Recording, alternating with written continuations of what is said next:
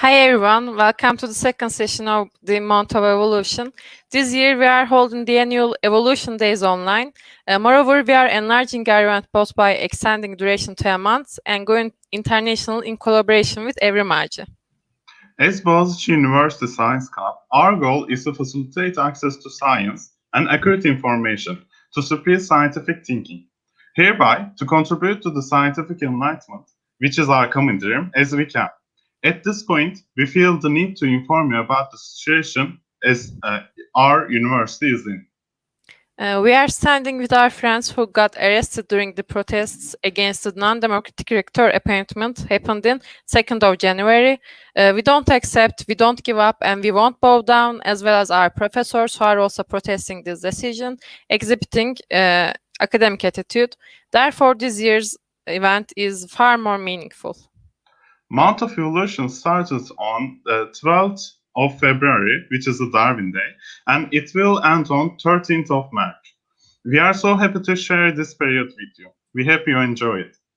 I must make a small reminder for our participants. If you have any questions during the presentation, just write them to chat. When the presentation is over, our team will ask your questions on your behalf.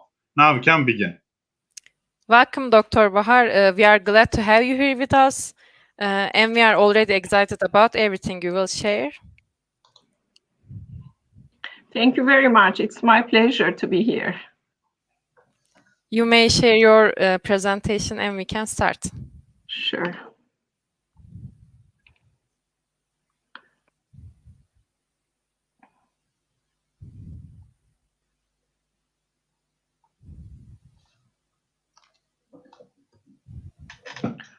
So I hope you're seeing now my screen. Yes, we can. Yes. Okay, perfect. So I will.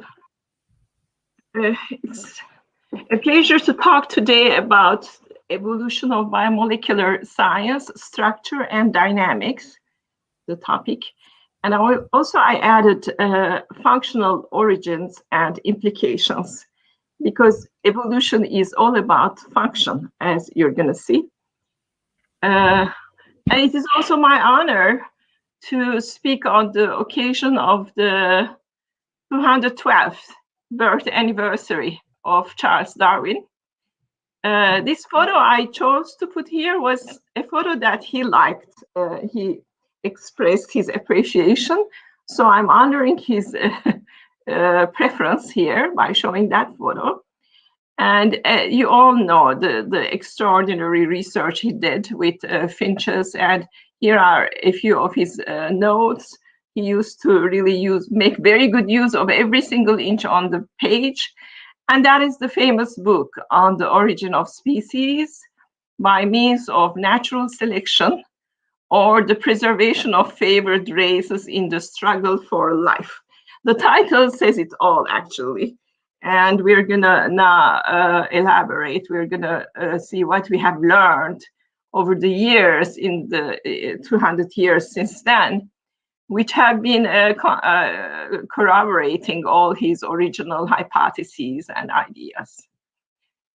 So again, it is all about biological function. So the major biological function, the number one, is reproduction for all living organisms, reproduction and growth. And then there is homeostasis. You would like to maintain, your lifestyle and survive.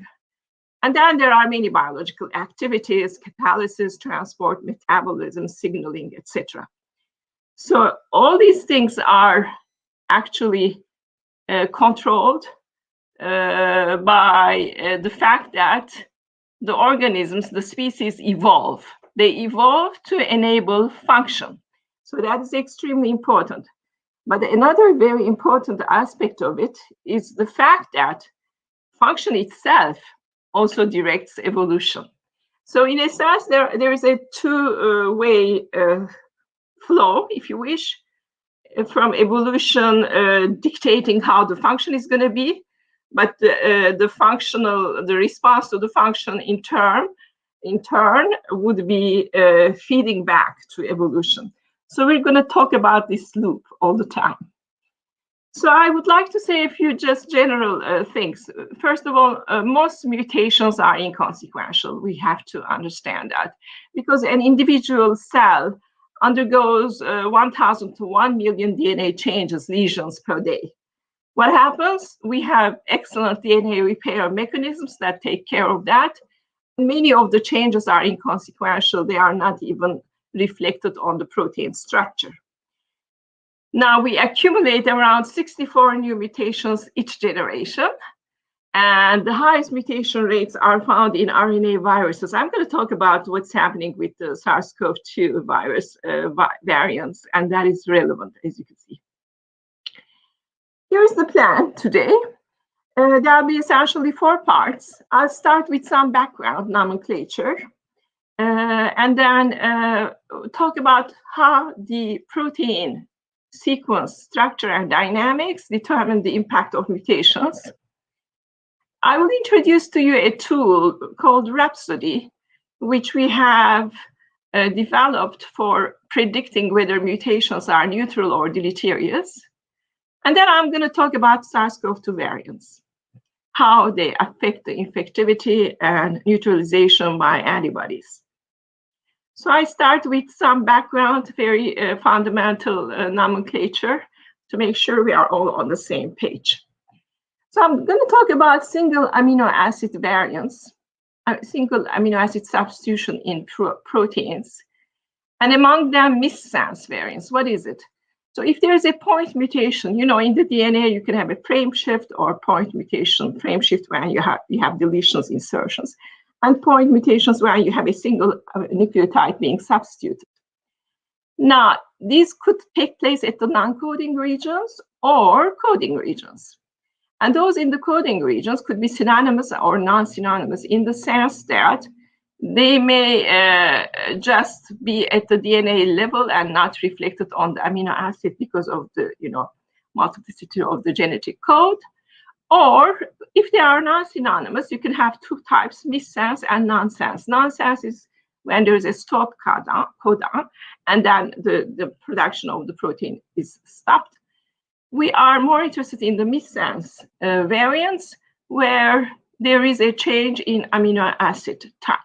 So for example, a GAT sequence here, suppose T is now substituted by A. The consequence is that there is the amino acid in the protein that's being encoded by that portion of the DNA changes from aspartate to glutamate.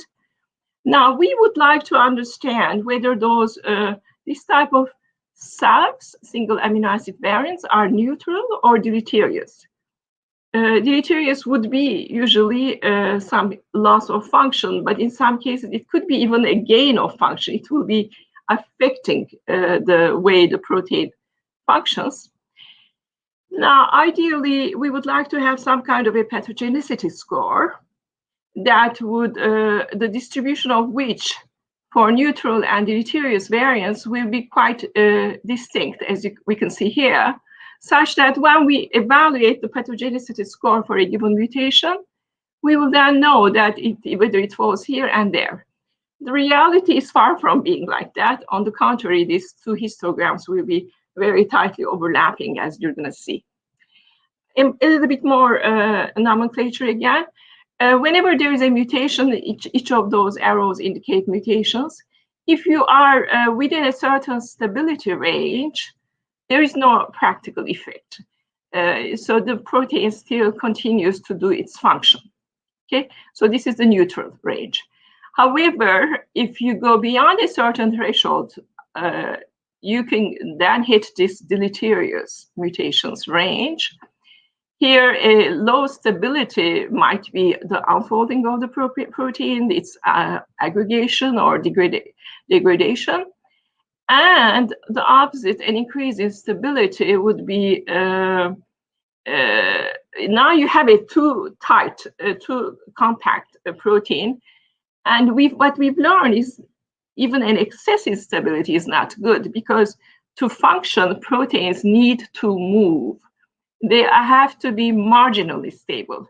If they are too stable, they're not going to do their function. They're not going to be able to undergo the conformational changes that are required for their function. So we would like the changes to be in this region to maintain fitness. And fitness means the function of the protein, including its expression and its biological activity. So how do we do that? Just to remind that among this type of missense variants, again, the large majority will remain in this range, within this threshold, if you wish. And about 1/3 might be destabilizing, and even those that destabilize do not necessarily give rise to dysfunctional events, because you can have, for example, some kind of destabilization, as you can see here, but then you may acquire a new function. Maybe you need this type of more flexibility in the structure. In some cases, when you move within this neutral range, you can go back to some ancestral protein, or in the new range, you can have some regulation mechanisms like chaperonins, where you will be now accommodating this new mutation. So what I would like to mention is, especially within this neutral range, where you have some divergence of function that happens. So this diagram you can see here, originally this is our protein, and it has two functions, the function B and D. D is lowercase because it's small, is less important than its major function B. Now, what happens in this stability range? It goes back to a progenitor-like enzyme. This is for enzymes from this excellent review by Tokorico and Tevfik. So it goes to the behavior of its ancestor, and then comes back now with slightly modified functionality, where the less important function became the dominant specialization of the protein. So this brings us to the concept of generalists versus specialists. And it's, you can think by analogy to everyday life. As you go to new generations, they become more specialists as opposed to the ancestors who were probably generalists. So this shows how a given progenitor enzyme, which has multiple functions, may be ending up with many different offspring that specialize in particular functions. So this is from an excellent review by, again, Tevfik, for those of you who are interested. And one last comment is how the fitness evolves with increasing mutations. Up to a certain range, where you have mutations, up to a certain range, it's possible that there is no change in stability, so there is no change in protein fitness. But after a certain threshold, you have an abrupt decrease, and the decrease is even more abrupt when the original protein is very tightly packed, as opposed to a loosely packed protein that undergoes this type of green curve, more gradual decrease in its fitness. So what happens is, again, it all has to do with the dynamics. If the protein is very tightly packed, it's not going to easily accommodate the mutations beyond a certain point, and it will cooperatively, abruptly change its fitness behavior. So whereas here you have a more, graded change. So that brings us to this important issue of protein dynamics. And this is actually the area I'm very excited about. Now, the fundamental concept, maybe one of the most important takeaways from my talk, is that each protein structure encodes a unique dynamics. So, for example, this is a Groya chaperonin, known as a molecular machine. So it has those two rings that undergo counter rotations, as you can see. Or this is a virus, complete virus with hundreds of viral capsid proteins and the RNA inside. It is not a static entity. It's as if it's breathing, moving, I say dancing, if you wish, or a membrane protein, and its movements are even accompanied by those of the membrane. So we have, again, a few more. This is the same chaperonin that I'm showing here from top. And as you can see, these are the counter rotations of the upper and lower parts of the ring. And this is, chaperones help protein folding by enclosing them in this region. So we have, suppose we focus now on that particular region here. In this slide, we are showing the motion. Now, for example, suppose this amino acid here has been mutated. Originally, it was a glutamate and became a lysine. Now it's a lysine K, which is basic, which means positively charged. And during this intrinsic motion, it's going to just meet with another amino acid here. And because this one is negatively charged, it's going to stick there. And its tendency to go back and forth, which is a requirement for its activity as a machine, will be impeded. So that is where the dynamics comes into play. This substitution wouldn't be consequential if it were not for the fact that the structure moves, and during this motion now you have a new interaction that emerges that prevents it from pursuing its function because of the mutation. That has been experimentally observed, actually. And in the mutant, it shows how this subunit is positioned in a different way and how there is a change in interactions. So it is not enough to understand the sequence change and the structural change, but the dynamics as well. That's the major message I want to give. So here is the plan. Again, this background nomenclature, we're done with it. We move now, we have already started to talk about the importance of protein sequence, structure, and dynamics. And we are going to talk on that topic now. So here's the big picture. Evolution means we are talking about missense variance, the sequence change, and the change in the sequence may be reflected on a structural change, even though structures are less divergent than sequences. So each amino acid change doesn't give rise to a structural change. This we certainly know. Up to 30% amino acid change will maintain the structure. Now, if you look at what happens when you have a structural change, or the structure itself undergoes a biomolecular dynamics. That's what we have given examples. And this could be, there are several modes of motions that are intrinsically accessible to protein, and they are being activated. There may be physical or chemical driving forces to do that. And then the function itself is going to define, dynamics itself is going to define the function or action of the protein, if you wish. And this action could be functional or dysfunctional. When it is functional, it might be many different functions. And then depending on what happens, the biological action and interaction with the environment, there is a feedback to the evolution.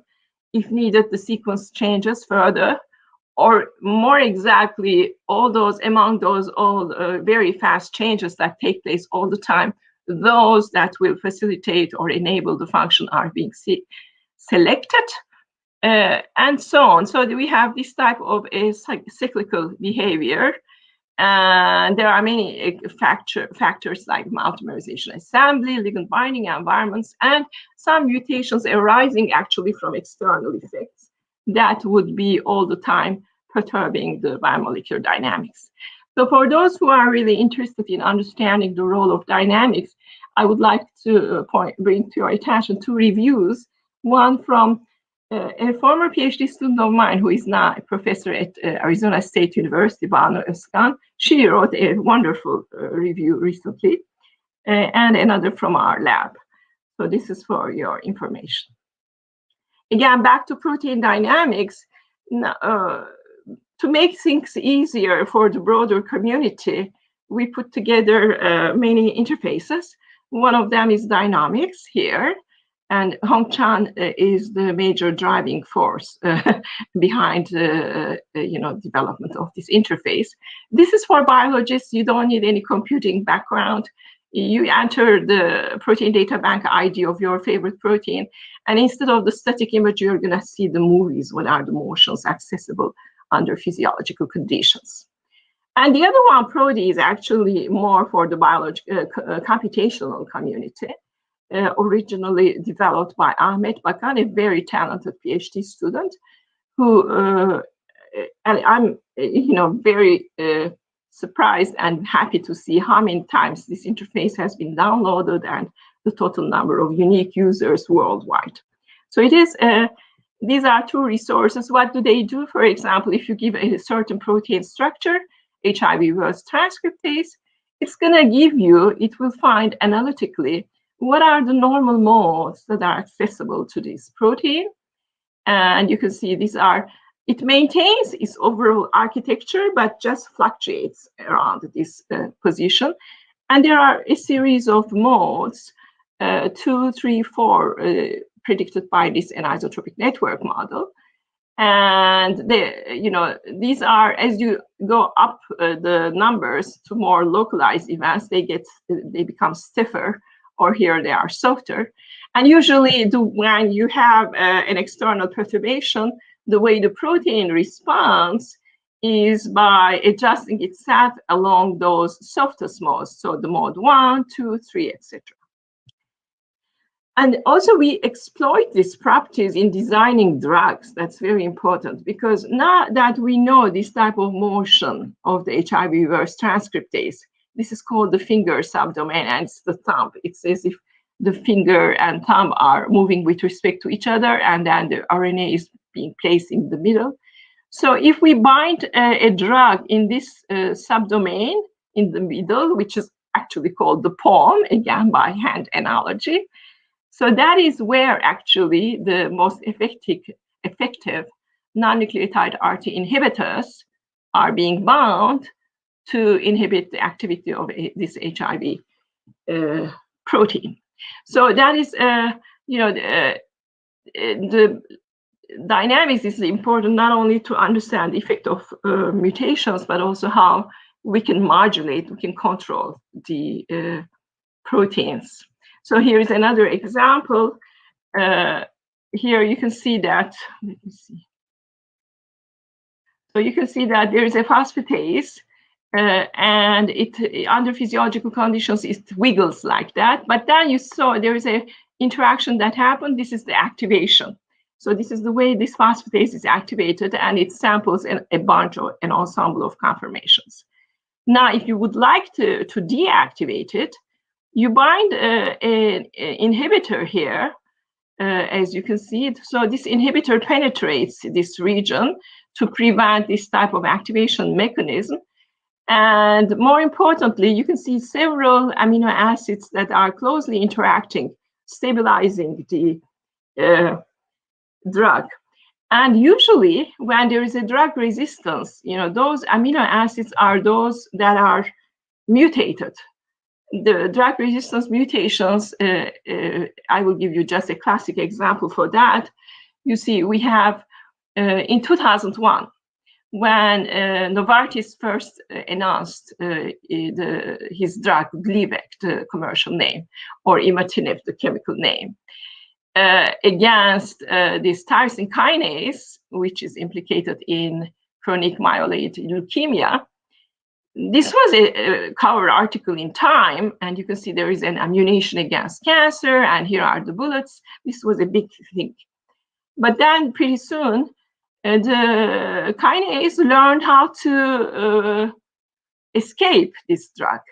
Essentially, there is at this position a threonine, which mutated to an isoleucine such that it will give rise to a steric clash with the drug and prevent its binding.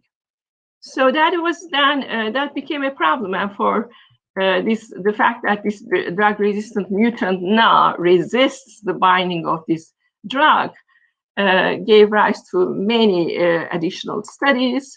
This is called the gatekeeper mutation in the literature. So there were many other drugs that have been developed since then, another one approved in 2012, and many others. So what actually came to be very useful in this respect was the discovery of another site here on the kinase, which is called an allosteric site. That is, in addition to this central site where imatinib binds, which is the ATP binding site, the major catalytic site or orthosteric site, There is another one, allosteric, and if you bind, which is required for a post-translational modification, methylation. And if you bind this small molecule here, it was observed in 2010 that this could interfere, allosterically interfere also with the overall activity of the enzyme and inhibit it. So that is a big discovery. And since then, Novartis has been, developing a good analog here that binds this methylation site. And currently it is under clinical trial. So the bottom line is that after 20 years since this original, big announcement in 2001, this is now because of this drug-resistant mutation, we are still trying to find good solutions and perhaps considering this type of combination treatment, actually. This is a nice review for those of you who would be interested. I took this picture from there. So this is the classical location of the orthosteric drug, and this is the methylation site. So using two drugs in combination helps prevent the evasion of the kinase now from the therapy. So that is something to remember when we come to the COVID-19 SARS-CoV-2 mutations variants, okay? So I also would like to bring to your attention the interface that we have built, SIGND, for understanding the signature dynamics of proteins, how the dynamics evolves. I think that is a very important tool because we learn a lot from evolution. Now, there are many databases of sequences, structures, sequence alignments, different structural classes, etc. And all this, the first task in the SIGND interface is actually to build a learning set for any system of interest. Suppose you are interested in a given sequence. So for that sequence, you collect all the information, you have all the learning set, and then you use this learning set to extract some features, and in particular, the signature dynamics. And then based on that, it is possible to classify the family members into different groups.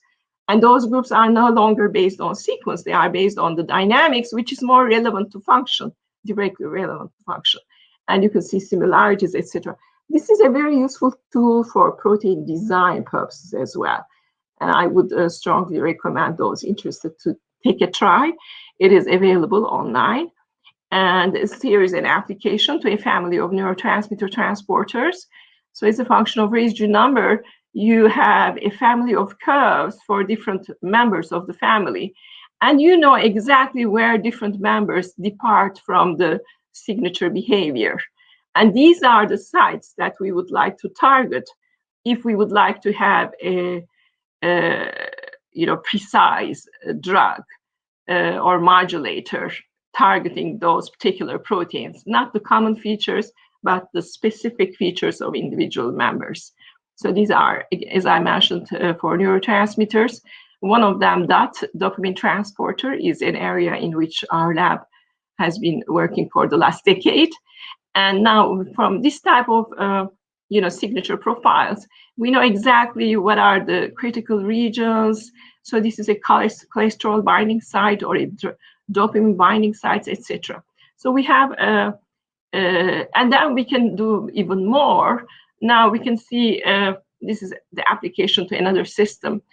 Based on the sequence, you have the classifications of those, of this group of proteins. However, you can have another classification based on their structural similarities and based on their dynamics. In this case, you can group things that exhibit the same dynamics. And by modifications between them, you can redesign their function. So these are the individuals. I will keep showing the individuals involved. This is one way of acknowledging their work. James Honchan in 2 photos here, and John shared the first co-authorship of this paper that appeared last year. And this is, I think, it's going to be very widely used. So that is for understanding the behavior, but more importantly, for practical reasons, we would like to understand whether a given mutation is going to be a disease causing or not, neutral or deleterious. So this brings us to another publication that first appeared 2 years ago, and then we put together the interface Rhapsody this year, again open to anyone who would like to use it, online accessible. Luca here is the first author, a postdoctoral fellow in my lab who is now at UCSF. And this, I'm going to talk about how we can predict the functional significance of missense variants, okay? And how structural dynamics is a determinant of this functional significance. Now, a bit of a background. This time we're talking about a machine learning tool again. And we're gonna, there are many such tools. Polyphen2 is probably one of the most commonly used. Suppose you have now a given mutation, a given amino acid substitution, SAB, and then you would like to understand whether it is critical, it's important or not. That's a question clinicians doing pathologists face all the time. So we have a sequence, and we would like now, according to Polyphen2, what Polyphen2 does, it compares the sequence change to what is known in the sequence space, whether this substitution is something the molecule is going to tolerate or not. And also there is a bit of structural data considered, like the accessible surface area. So there are many mutations that have been characterized. So your machine learning algorithm learns from them, and you train it in a sense, and then you use it for predicting new unknown cases after cross-validating its accuracy. So we have we can also usually these tools will be giving you a prediction confidence and perhaps how to interpret the results. So we said, okay, this is using sequence and structural information.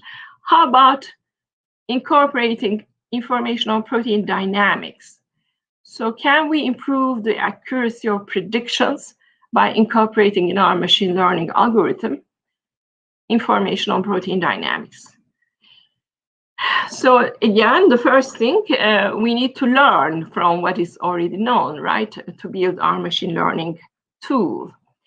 And in the literature, there are many databases that are giving you the effect of mutations. And here is here's a view of them with the number of variants that are listed.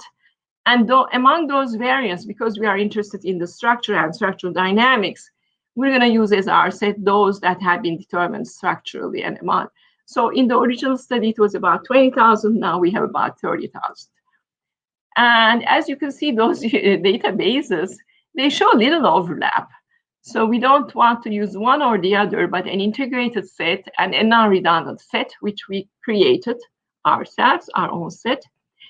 And, in the existing approaches, you have sequence-based features and structural features. Now we're adding dynamic features based on, our methods, our tools. And we're feeding everything into a random forest classification for those who are familiar with machine learning algorithms.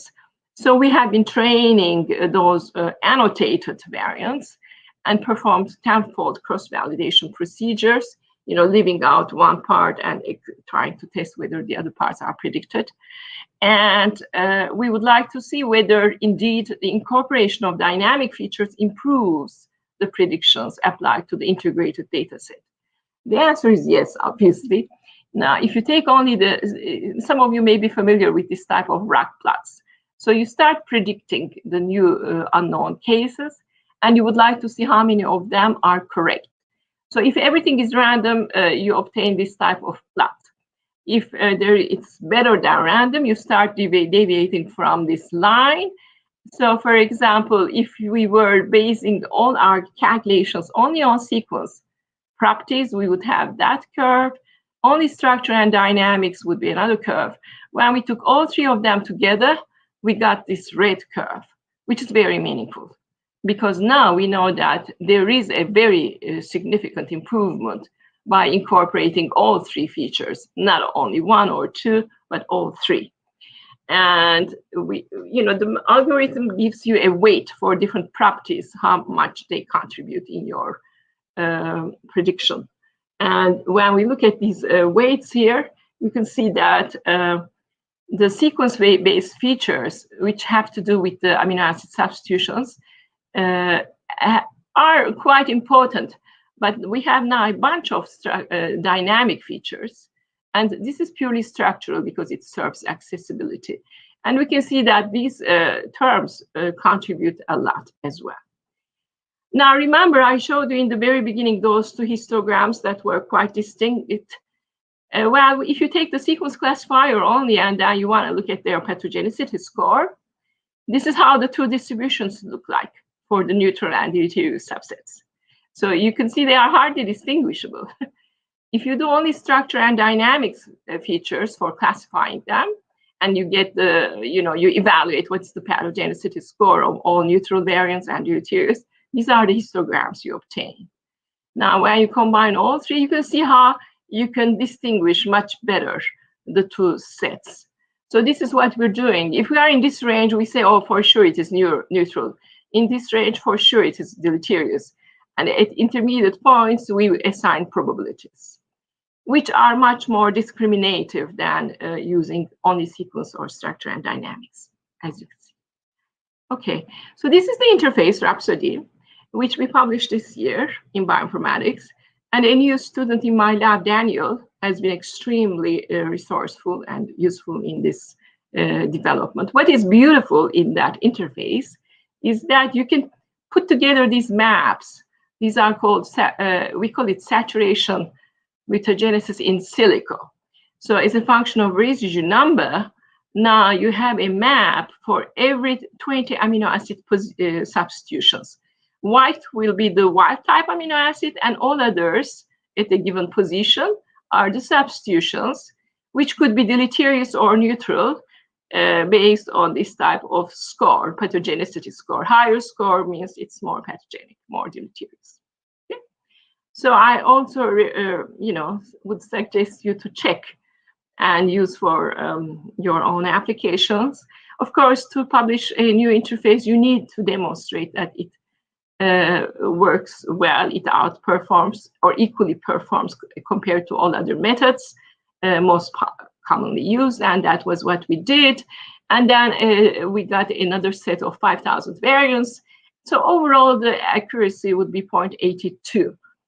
So 82% of time we predict accurately whether a mutation is neutral or deleterious. And then we've been adding new features on evolution, actually. Co-evolution is very important. As I mentioned, there are compensating mutations. When there is something that is consequential, still the protein will undergo another mutation, accompanying mutation called compensating mutation. So this type of co-evolution at two different positions will restore functionality. So again, when we look at the effect of a mutation, we also examine whether it could be compensated by a counter mutation. So we have, these are again comparison with other methods, and we are we see that incorporating of co-evolution is another useful feature. So I will just summarize that we have now a database of about 30,000 structurally resolved variants, and it can only improve the method, the algorithm. If we have more data, we there is an increase in the accuracy of predictions. And what we do all the time is a binary prediction. It's either neutral or deleterious. But we would like to be able to do a ternary classification, distinguish between gain and loss of function when it's not neutral. So, but this depends on the availability of data. And right now, unfortunately, there is not enough data to learn this type of more subtle classification. And of course, we learn from evolution to be able to predict the impact of potential mutations. What is missing in the algorithm is the protein-protein interactions. We always examine the protein in isolation. It may be assembly complex, but there are transient interactions that take place. We don't take them into consideration, and these are also equally important. And finally, we have to consider at some point, everything is based on amino acid substitution at the protein.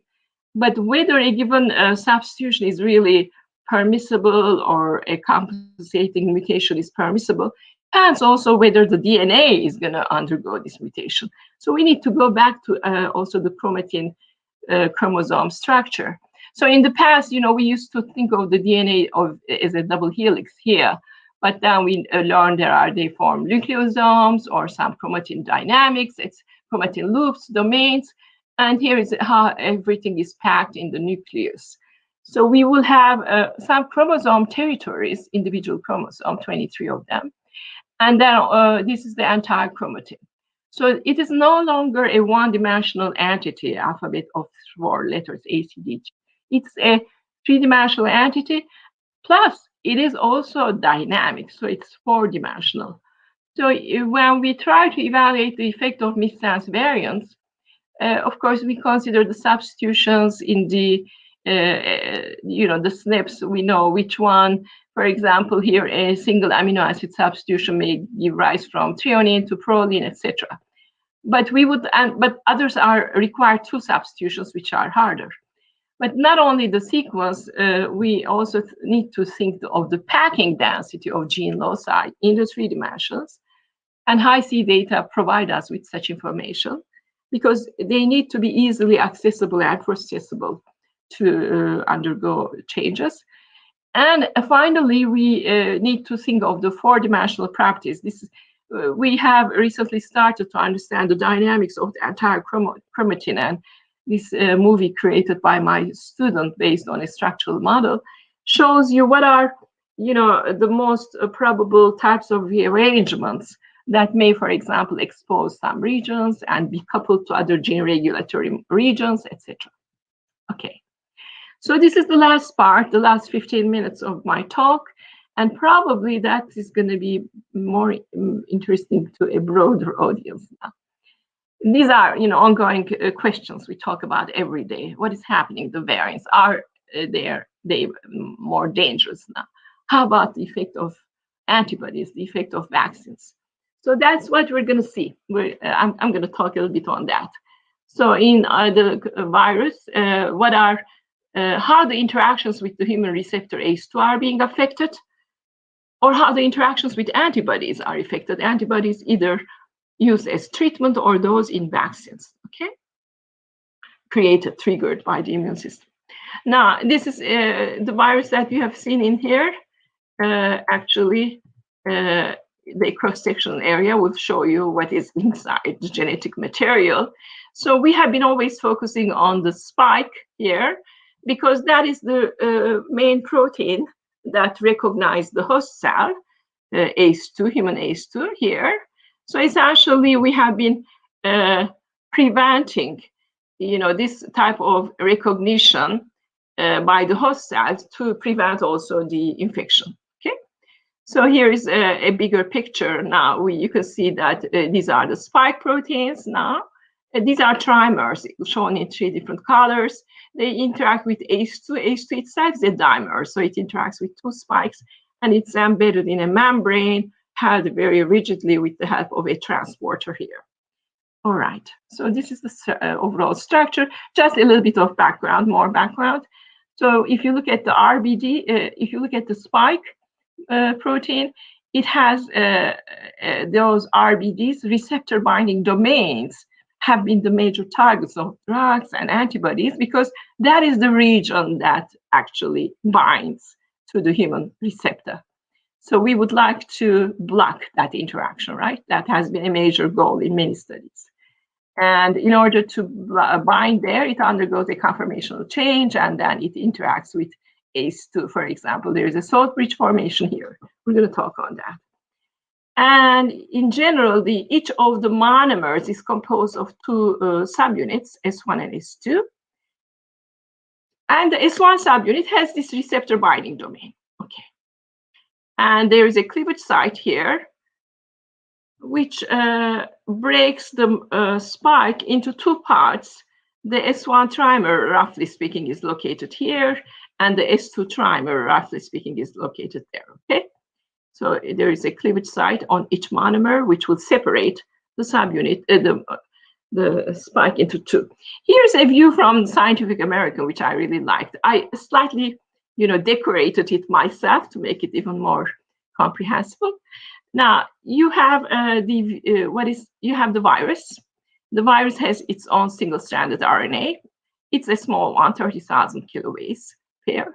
And then we have the kilobase, because it's single-stranded, and the spike interacting with ACE2. But that is part of the story, because there is also a protease here that binds to another location.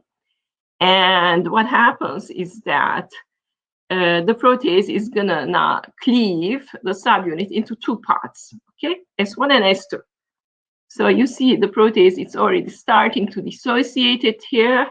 And then you have the separation of S2 and S1. S2 is on the virus, S1 is now separated from it on the ACE2 receptor. It may be detached. Now we focus on the S2 subunit. It is the fusion machine now, and it is going to undergo a major structural change, project a structural component as an injection machinery into the host cell membrane here, and which will bring the two membranes close to each other. As you can see, this is called the membrane fusion, and then they just separate, like that here, and the DNA RNA is being released. So this is the entry of the viral RNA. So this is really this process. It is amazing. After this first recognition, it is within 10 minutes. It's extremely fast. So now your host cells have the viral RNA that have been already introduced. And then what does it? The virus is not alive, as you know. It just uses all the machinery of our cells, the ribosomal machinery, etc. It's going to replicate, and many copies, hundreds of copies, and which will be done within 10 hours now. There are hundreds of new viruses that are being produced in our cells, and then you can see how, for example, a human cell purple is now invaded by many viral particles. Okay, there is another mechanism of entry, which to my view is even more important. What I've described is this one, the entry by fusion.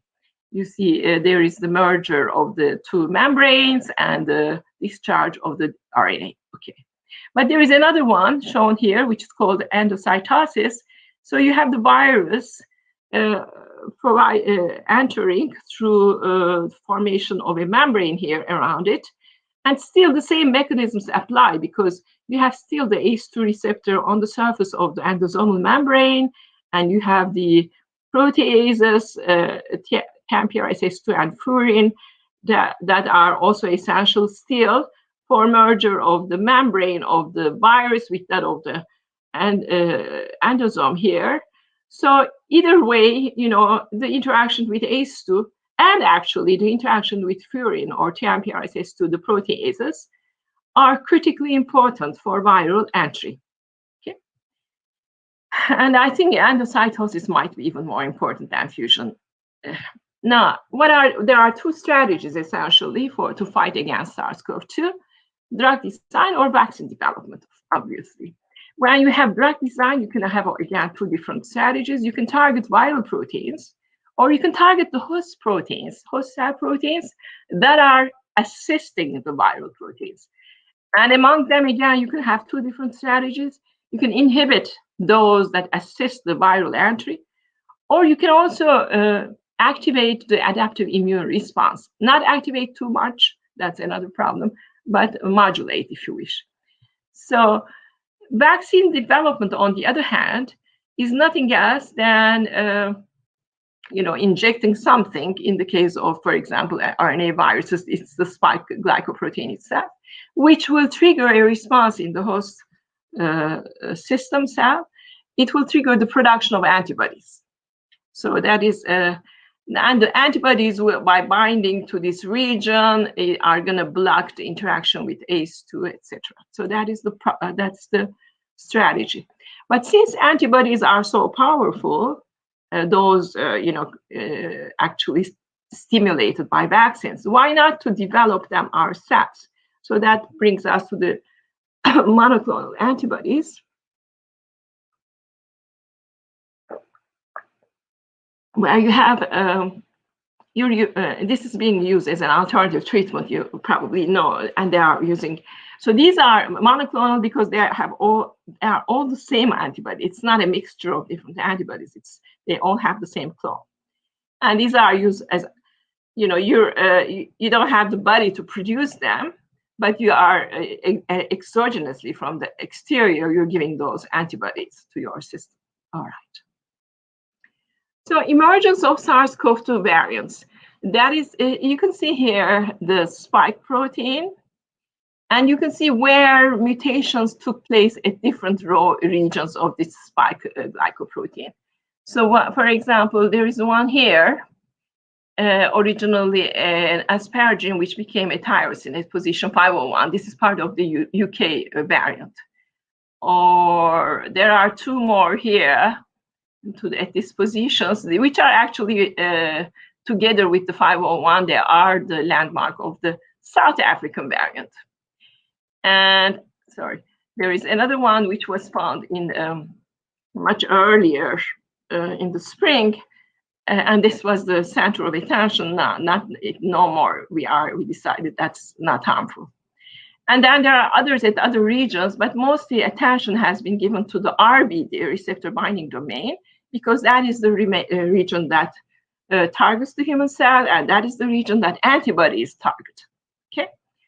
So here is a statistical summary of what has been observed over the months. Here's the curve. You can see from January 2020 to January 2021, a span of a 1 year span. There has been a peak in the number of new mutations that have been observed. So these are new mutations observed each month. And then there is another peak. Here, this was last spring, where we have observed this D614G, and there have been others. And now there is a new peak now, which already decayed, where we have a new variants. And these are the major three variants that are being observed now. We are, discussing them these days: the UK variant, the South African, and the Brazil. And if you look at the spike sequence, that is the receptor binding domain here. And we are, these particular amino acids are located in the receptor binding domain. And in the South African, there are those three mutations. In the UK, this is the 501 that I just mentioned. Brazilian is very similar to South African, as you can see, with a change amino acid in here. And even, yesterday, in this week, they are talking about new variants, more recent variants at another location. So this is a constant, issue that there are new variants appearing. Now, the total number of cases in the US right now are really, UK variants about 1,000. This is the most recent data from the CDC. Yesterday or 2 days ago, and the South African and Brazilian variants are much fewer. So we have we said we're going to analyze the South African variant. So what is its effect on infectivity and neutralization? And this is a study again in collaboration with James and Burak in my lab. And behind all those studies on the SARS-CoV-2, Mary in my lab, she has been phenomenal. She really plays a leading role in all of them. So let's look at what is happening now, the interaction in the absence of mutations. And these are the three amino acids that are going to mutate. In the absence of mutations, that particular position 417 is actually in the very beginning. If you remember, I showed a salt bridge. That is the salt bridge it forms with the ACE2. So that is an important interaction. And the other one, mutated site on the spike, also interacts with another positively charged residue. These are both on ACE2. So they are forming two salt bridges. Normally, you don't, if these are mutated, this will be at the detriment of those two salt bridges, which is not good, right? Which is not good for the virus. It's good for us because now there will be a weaker interaction. On the contrary, if you look at the 501 asparagine, now mutated to tyrosine here in green, it is actually forming a very tight interaction. So I'm sorry. Originally, this is the 501 here, and there is an interaction here, but not necessarily so strong. Now, what happens upon mutation? If we focus on that one, if this asparagine is replaced by tyrosine, now you have two amino acids stacking and also another amino aromatic group interaction.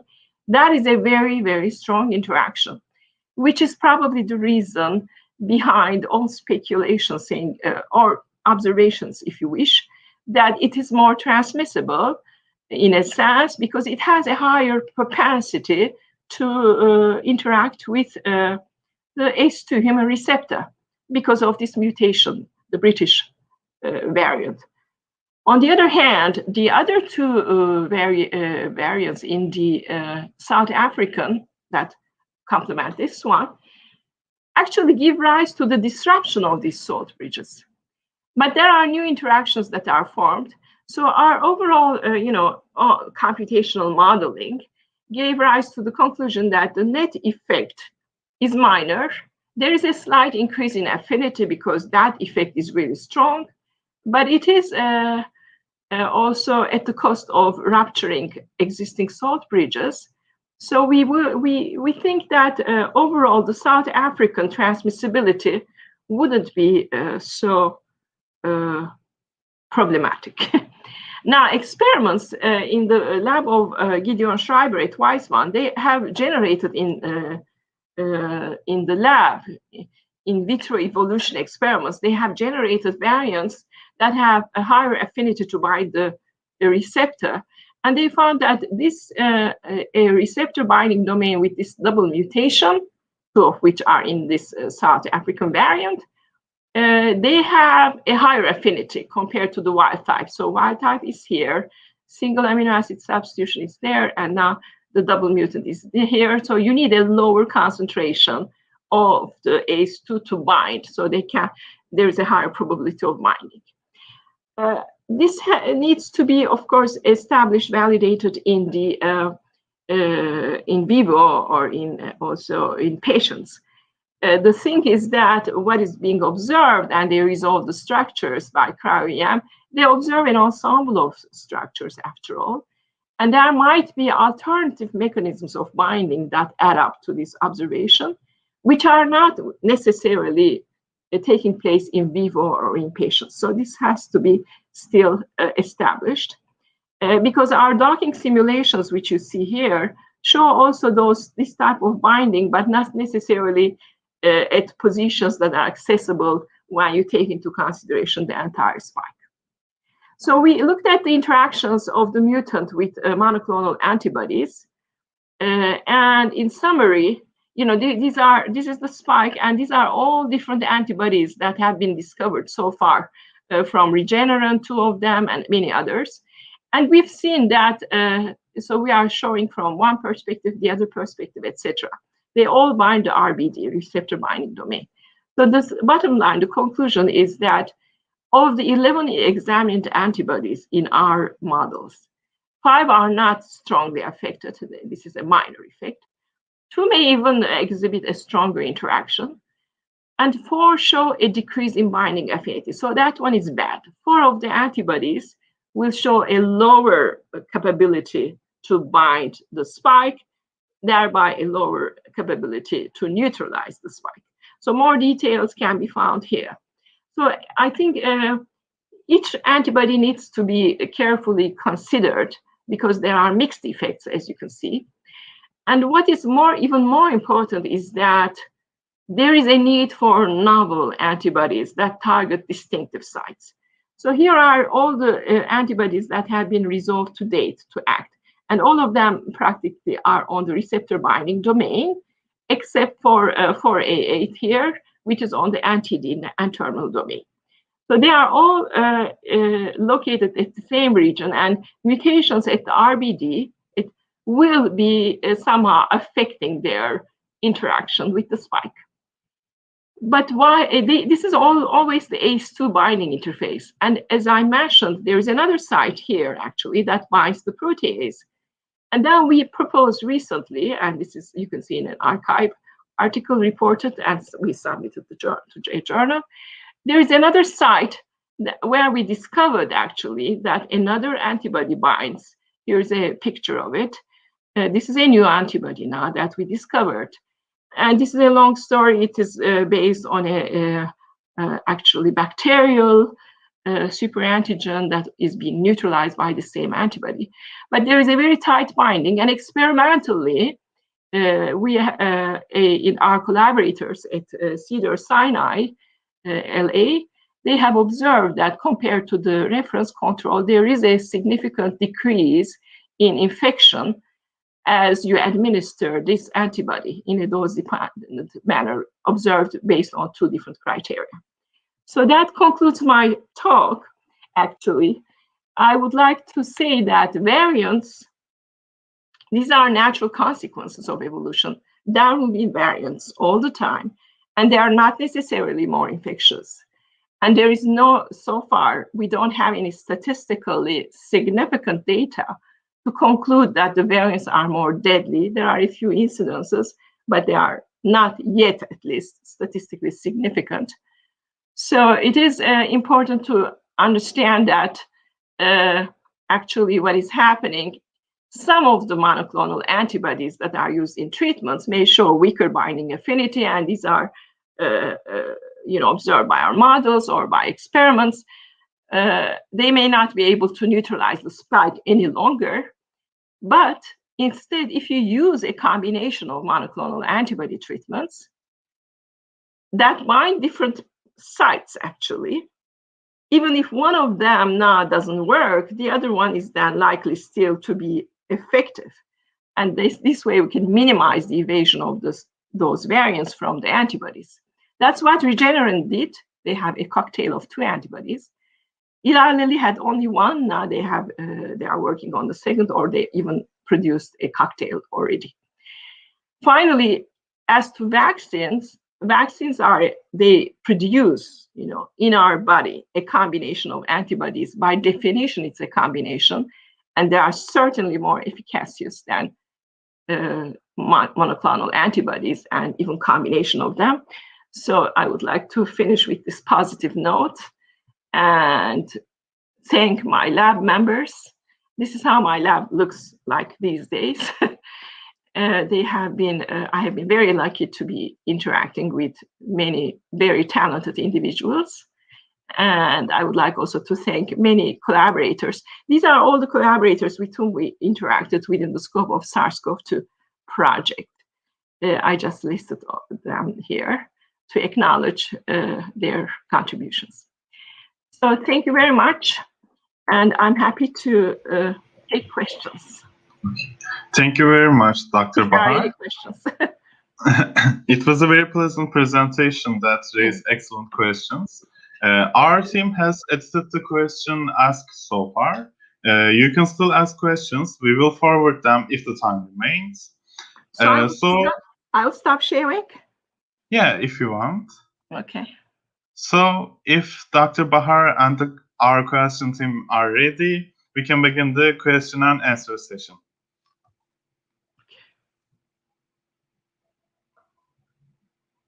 Denise, your microphone is off. Thank you. One of our participants asked, how and when did the first protein evolve? Can you briefly explain the theories about the topic? Which one makes more sense to you? Well, there is the theory is what has been established by Darwin, and there is no first protein, I would say. There is I don't want to go into a discussion of the origins of life. But currently, at least, I would like to emphasize that constantly all the proteins are continuing to evolve by evolutionary selection. And what Darwin proposed 200 years ago still holds. Thank you. Sure. Thank you again for this great presentation. We would also like to point you another question. Sure. How will drug resistance challenge the mankind in the future, and what can we do to deal with this issue? Yeah, that's a good question. That's a very broad one. So that is what systems, especially, for example, bacteria, would be doing. They have to also homeostasis applies to them too. They would like, or even our proteins. When we interfere with a drug, they would like to still do what they want to do, and so this is a common problem. The issue is, even with the flu, each year we have new variants. We just need to make sure that some drugs which have shown resistance are being replaced by new versions. So there is a lot to do all the time. But we have new technologies, new methods. So I would like to emphasize actually that computational modeling is very, very important. We have seen in recent years how, with the help of computational models, you can significantly reduce the time cost of discovering a new drug. The discovery process, computations are extremely important. So this is like a first filtering, screening of many choices. And one other thing we have observed actually during this pandemic is when scientists collaborate, when they share their data, and this is a topic very important to me, when they share data, when they work together, when they talk to each other, something which normally would be expected to be discovered in 5-10 years could be found within even a year. So that's what happened with the vaccine discoveries, not one, but many vaccines discovered. We have to acknowledge that they have not been discovered within a year. There was an accumulation of the first SARS that emerged in 2003. So there has been already all the preparations in that direction. But still, I think communication, sharing data, using all methods, including computational and experimental, would be essential for combating drug resistance mutations. I guess Okay. thank you, Professor, for your excellent presentation. There's You are also a welcome. question. Is my voice clear? Yes. There's also a question that our audience wonder its answer. Is the rate of mutation or the exact region that mutation occurred is more important for drug to become inactive? More important than what? Is the rate of mutation or the exact region that mutation occurred is more important for drug to become inactive? I see. That's a good question.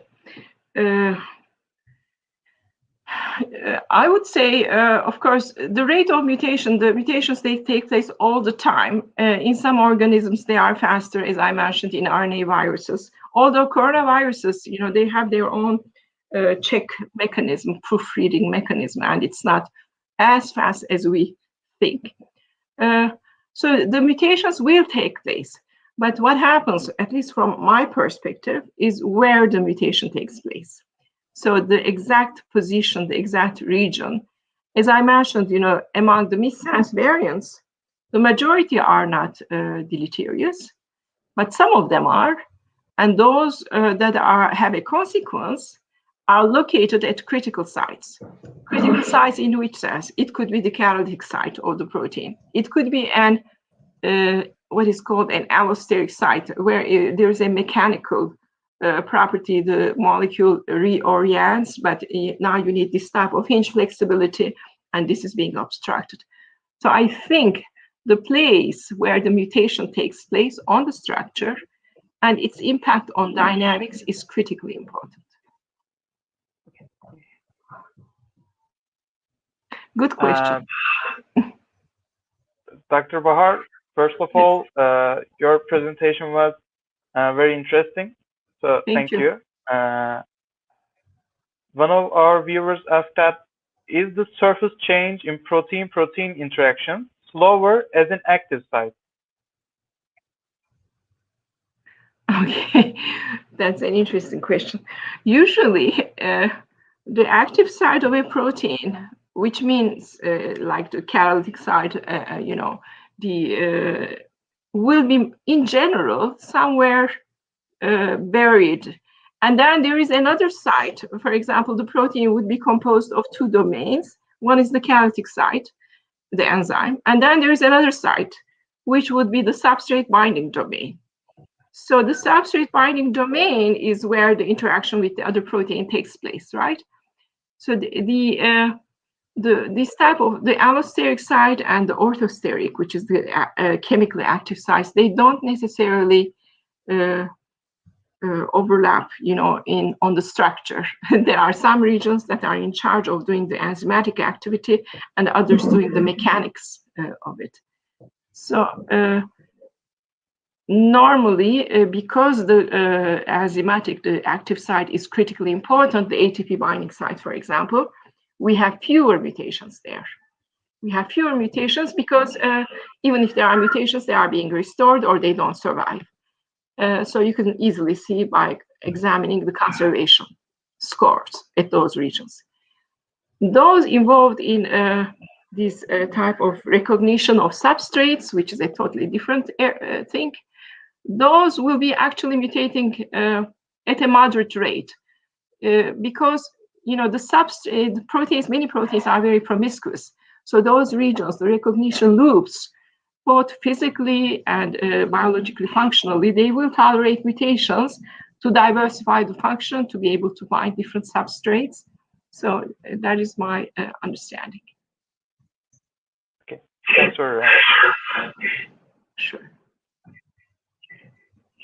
Another question is, to what rate the mutation in SARS-CoV-2 affect the efficiency of the vaccines? Beyond that rate, do we have a plan B?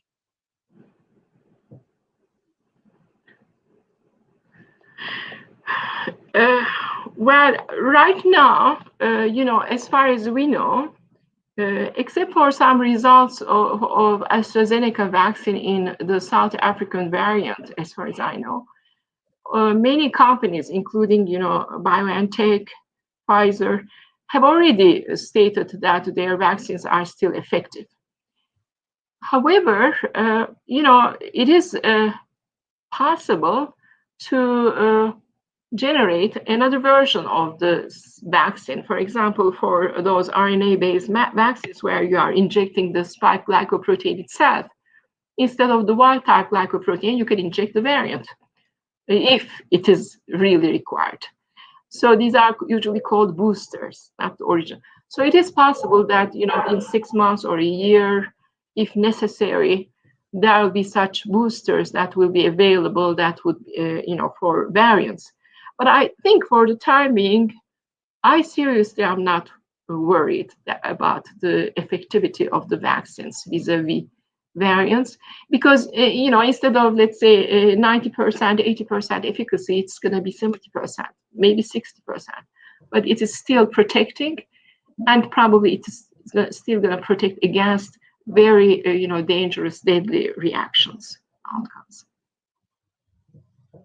I would like to be positive, optimistic. And I do trust that if necessary, there will be how each year we have flu vaccines for different strains. It's possible there will be such different variations also. Thank you for your answers so far. They were really enlightening. We have one last question that we would like to address. What is the most common biomolecular evolution in our life except the evolution of diseases? Well, this is a little bit like developmental biology.